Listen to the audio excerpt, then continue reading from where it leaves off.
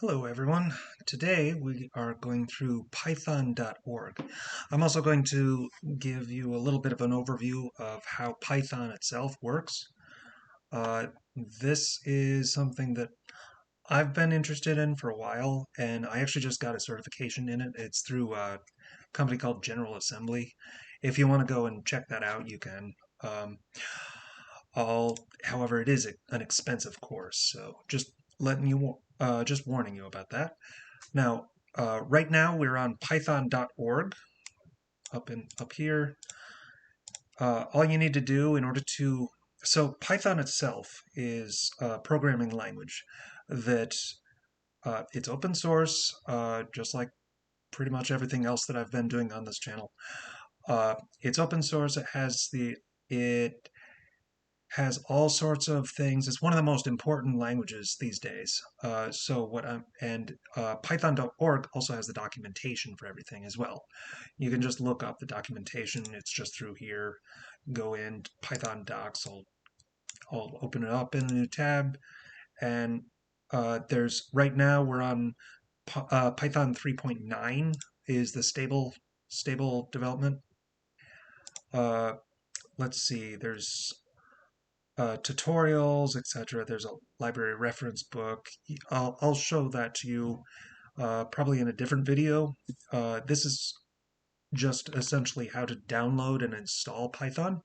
The one thing that's unique about Python is it actually comes with, when you download it directly from python.org, it actually already has its own IDE or integrated development environment. And when you download that, you also download the IDE. Their IDE is called IDLE, and I'm going to actually show you how to do that. Now you go in, go to downloads, download Python 3.9, etc. There are actually two different versions of Python. They're actually going to get rid of the next one. They're going to get rid of 2.7 because 2.7 there's like two different versions of Python.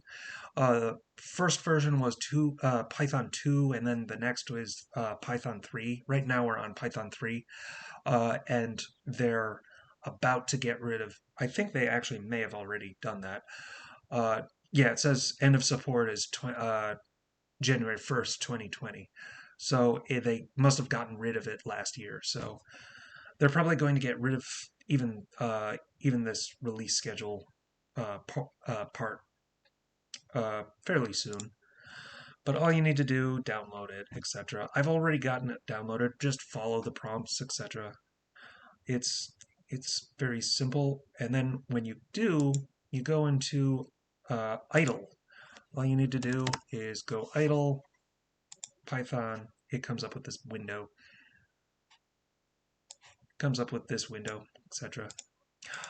Now, this is the shell, and in order to actually create a new Python document, what you do is go to File, you go to New File, and there will be a pop-up, and this is the actual file. This is the actual Python file that you can save and do whatever with.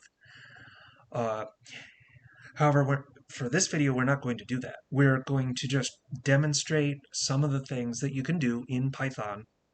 And the first thing is the Hello World program. And this is basically showing you how to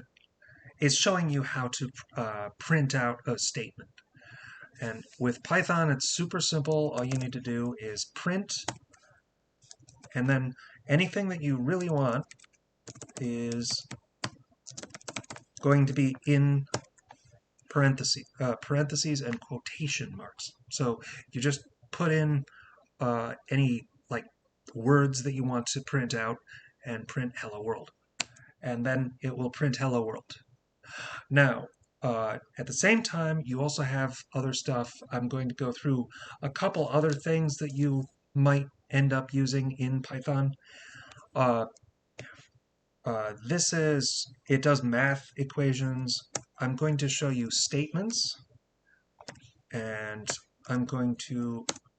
so what I just did was I set x equal to 7.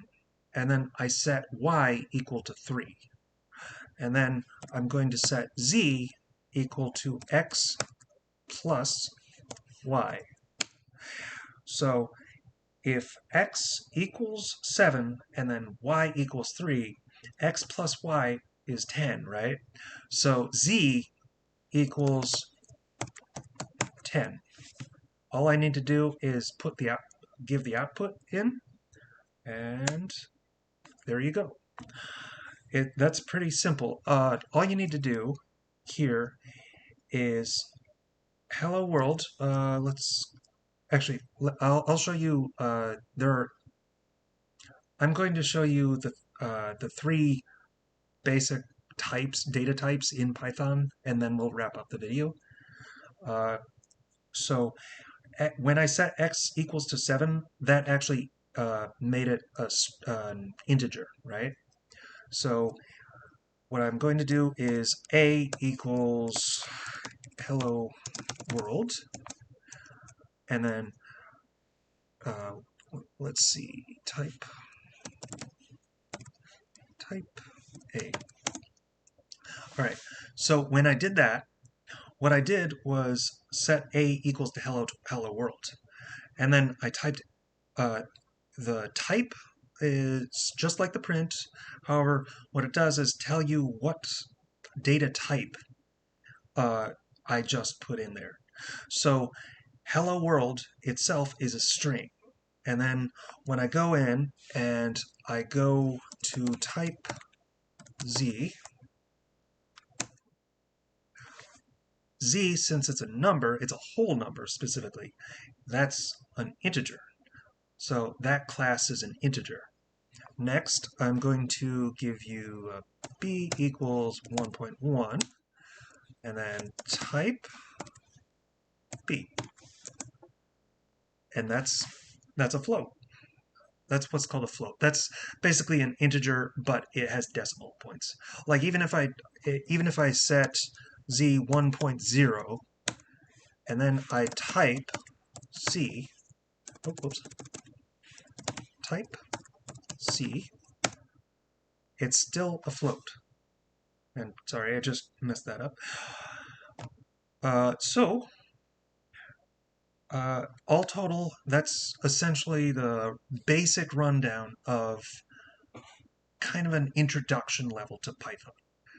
And with that, if anyone wants to leave a comment or any suggestions for more Python videos, I'm actually going to do a series on Python because I want to be able to showcase some of the things that I've been able to learn. I'll tell you why in another video.